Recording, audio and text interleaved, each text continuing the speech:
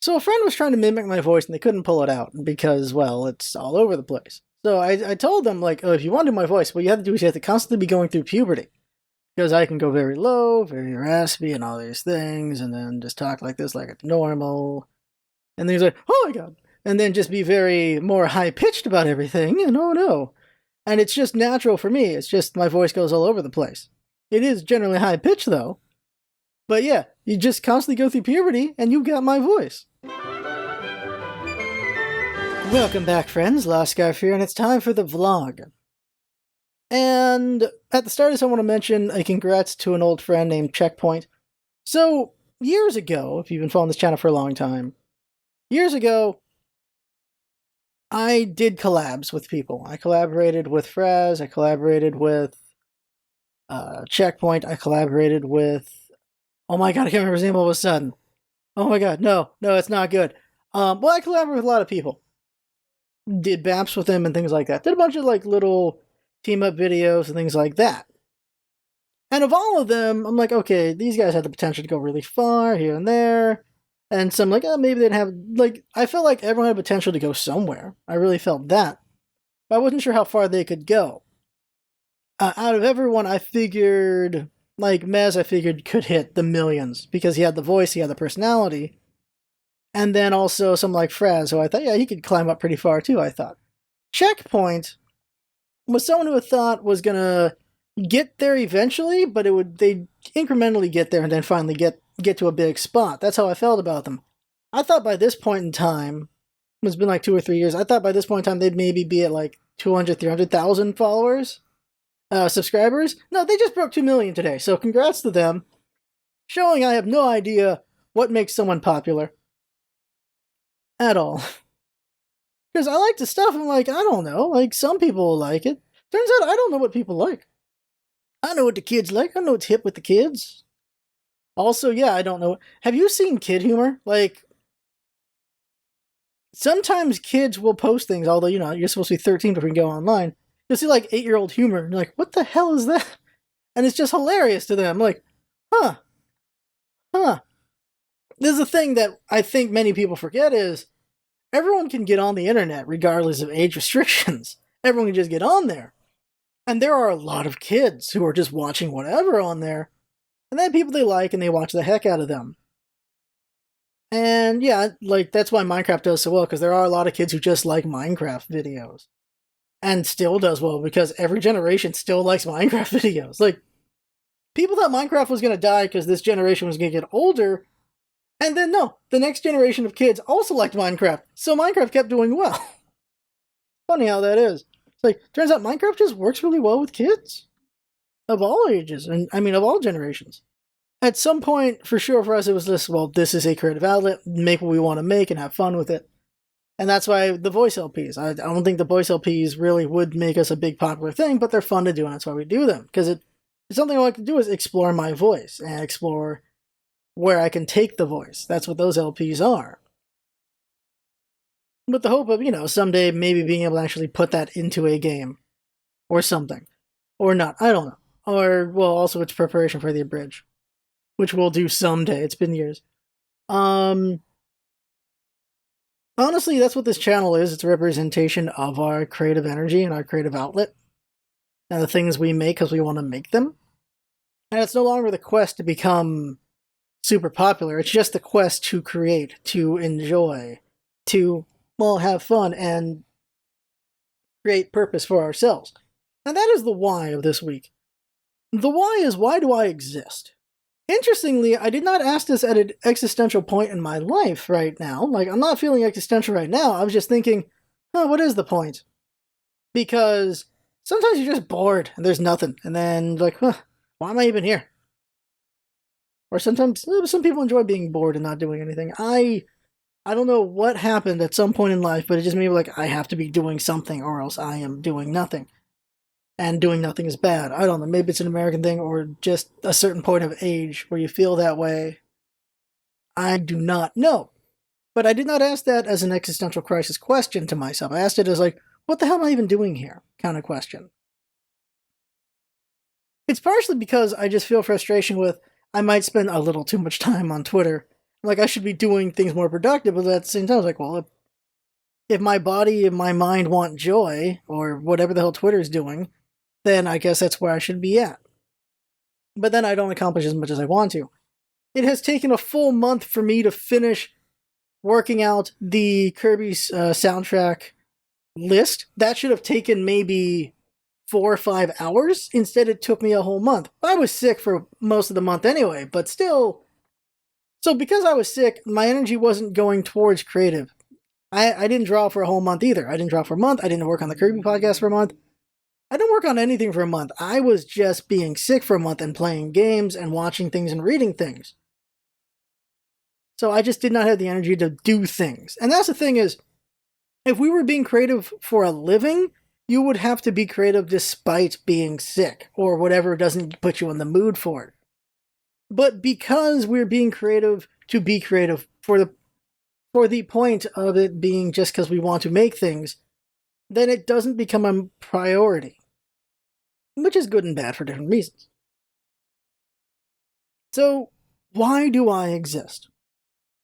Just think about yourself. Think about yourself for a moment. The truth of the matter is, everyone is a miracle when you think about the numbers of it, because what does it take for you to be born? For you to be born, it required just keep taking steps back and keep taking steps back. In order for me to be here right now, a lot of things needed to have not just randomly hit and killed me. I had to have not made a bunch of random mistakes, or just a lot of randomness is the reason why I'm alive right now. And also probably good decisions made by me and others around me, which made the right safe decisions and this and that. Like, people deciding not to run a red light and things like that are why I'm alive right now. That is one miracle, just the miracle of happenstance, of just the chaos around us. The next miracle is let's say birth. Birth is another miracle. That is because the combination of DNA and everything made you who you are. Like, just the egg that came out and the sperm that made it to the egg to fertilize it. This one specific sperm, this one specific egg came together. When all these other instances, it would be all these other sperms, all these other eggs, or maybe they never even connect in the first place. That's a miracle of itself. Everyone in existence has won at least one battle royale, and that is the sperm that made it to the egg. And you go further step back on that is, your parents had to have not died at some point before they met. Your parents had to have met. They had to have liked each other enough. These are all just chaos coming together to make the next thing, the next step. And go further back. Their parents, and their parents, and their parents, and their parents, and their parents. And then, of course, you go back to whatever the hell we were before we became Homo sapiens, and then before that, and before that, before that, before that, apes coming down from the trees, fish coming from the sea, go further, primordial soup, the planets forming, all that crap, everything. You just keep going back and back and back. All these miracles, all these things happen to come together the right way to put you where you are in existence. So all this momentous stuff comes together to make you. And then what is the point of you? Why do you exist? And you can take this in different ways. Why do I exist? Biologically, I exist to further my bloodline. I exist to push humanity further in some way, or just to keep humanity going. I exist to spread culture. I exist to go to the next level of intelligence, the next level of invention. Here's the thing, humanity is progress, isn't it? We keep going up and up and up. We're in this technological age now. And we're going to go further and further and further, one but hope. We hope we don't fall into idiocracy, of course, but we just get smarter and we achieve more as humanity has gone forward. And we hope that continues, of course, going into space and things like that. You can say that is the point of humanity, is to progress. But what is the point of me? Besides biological life, philosophically, what is the point of me? To exchange ideas, I guess? To spread ideas? To develop ideas? Again, this is a lot of philosophical stuff here. And so one argument I have is, the point of my existence is the existence itself. What do I mean by that? What I mean by that is, we don't all have a certain luxury, and that is the luxury of having a choice of what our point is. I'll say it that way. Some people are born into slavery and then they die a slave. They're born into suffering, they die suffering. Some people are on the other side, though. They're born into privilege and die with privilege. They're born into privilege and maybe they die losing all that privilege, and so on and so forth. Every possible combination is there. But there's a certain level where you have the luxury of making the point of who you are and what you are. I have that. I am thankful for that. And adding to the thankfulness, I am thankful I have the potential to be a great many things. Now, at my older age, I don't have as much potential for as many things, but when I was younger, I had a lot of potential for a lot of things. The point of our existence, in my opinion, is, of course, many things I've already said. One is to progress humanity. Be it through the exchange of ideas, the improvement of ideas, the spreading of ideas, and not everyone, but some, is to keep humanity alive and going, so that the next generation will improve humanity, and then the next, and the next, and the next. My job, my point of existence, is to help humanity go forward. Now you can say, oh, that's a big boy thing right there, or you can just like, oh yeah, that's obviously the point. This is why I believe in treating others nicely, because like we're all in this together. We're all progressing humanity together. So why not be kind to each other? And then people can like, is that selfish or altruistic or things like that? Because the thing is, a lot of people ask themselves that because they're like, well, are they going to do any grand thing? Because a lot of people have big goals where they want to do some grand thing. But I don't think that necessarily doing the grand thing has to be your goal, your point. Because how many people actually will do those things? Not necessarily saying we are stepping stones for some other people, but we do prop up and help others achieve greater feats for humanity, is the way I'll put that.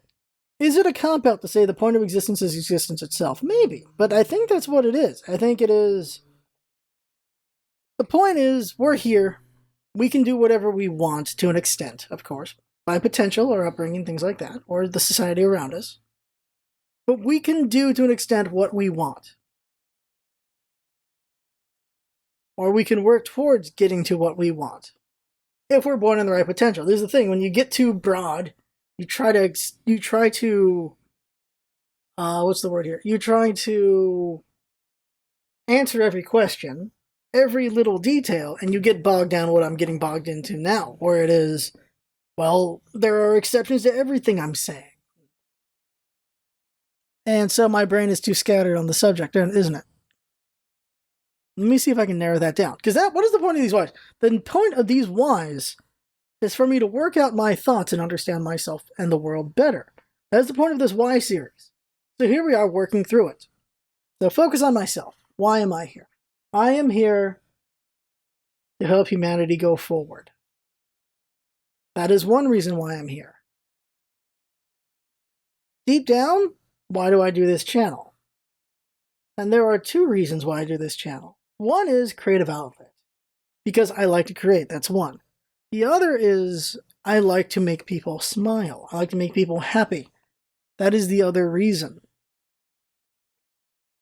The happiness of others makes me happy. So that is the other point of why I'm here. I am here, to me, to make others feel better, to make others happier, to lighten their load in some way. The more I think about it, the more that that is who I am. I exist to better others, and that is probably why I see the definition of our existence for that as well. Humanity propping each other up to get to the next level. There are interviews for supervisors coming up, and I am putting so much weight and energy into it because I want it. I want one of those positions because I want to make conditions better for my fellow coworkers. I'll be in a managerial position, but I don't ever want to forget those in the position I was in before. I want to be the link between them and management. I want to be that middleman, that middle ground. I want them to feel like they're being listened to. Because sometimes we don't feel like we're being listened to. Like, I like my bosses, but there are weaknesses it to my bosses, and I want to cover those weaknesses and make the job better for everyone. At my job, I want my goal to be just better harmony. Now, sometimes disharmony happens because new workers come in and they're disharmonious. What can I really do? Try to find a way to make them more harmonious, I guess. Or, you know what? Fudge it. Fire them. I don't know. We'll see. I'm trying to get this position. I might not get it. But that is what I want. Passionately, I want to improve where I work for everyone.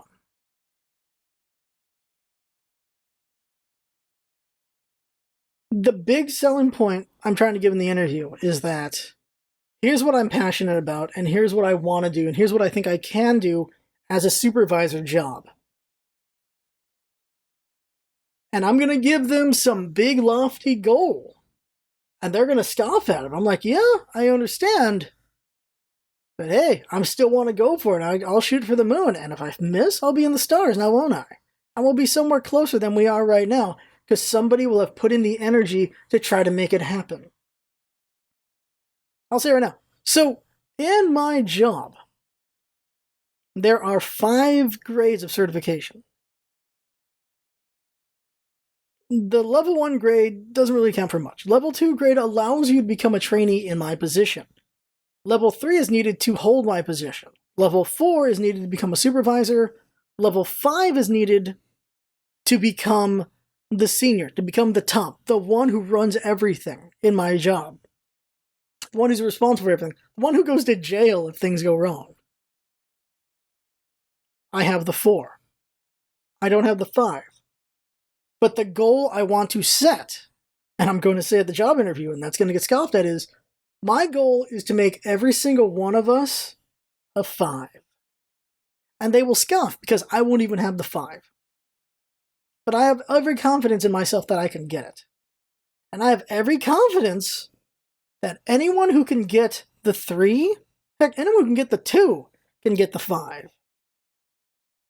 Because I've taken the test. I've taken the 2, the 3, and the 4. When I passed the 2, I passed it with a 98. When I passed the 3, I passed it with a 94.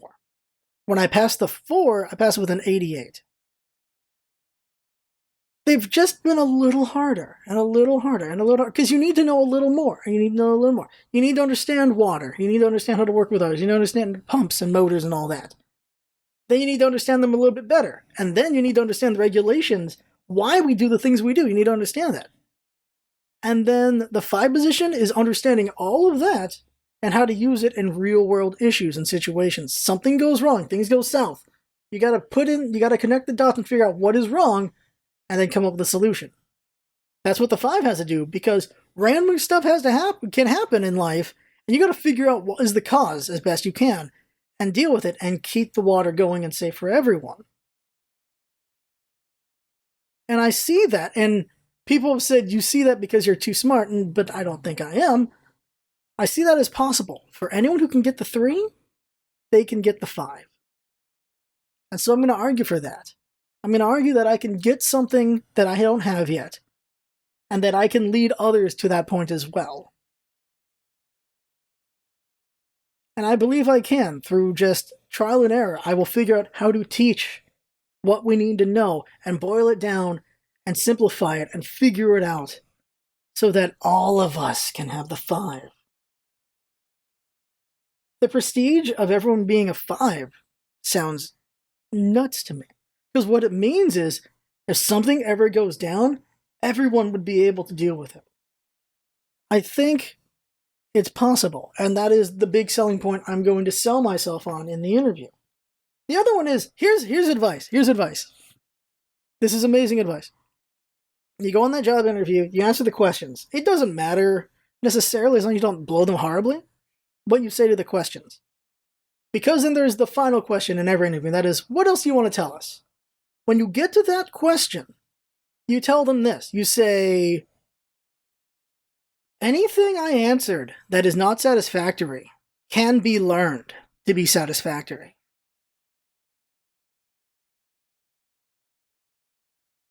You're showing you are open to adjusting to whatever they need you to do for that thing. Like, say there's a question they ask, and you get it almost right. You're pretty close, but you're not all the way there. So when you say that whatever you got wrong, you can be taught. You can learn, you can whatever to get it right. And like, well, he was pretty close, and then they'll give you a little more leeway on that. That is my belief. It gives you a blanket extra layer of protection in an interview, in my opinion. If they're interviewing you, that means they see the chance, and so you give them a little more with that. If they're interviewing you and they have no interest, what is the point? Now, there is some corporate BS where they'll interview just because they have to have a certain number. My job don't do that, thankfully. They interview everyone who they think has a chance, and then they'll see. Everyone who at least has the minimum requirements. And then they go from there.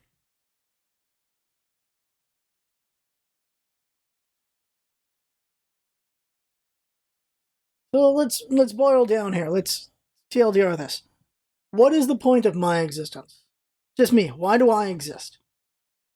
And I recognize I exist because I want to push others forward. And if possible, I like me to go forward too with them, of course. But it's like a marathon. Not a marathon. It's like the one with the baton. I am one of the steps of passing that baton forward.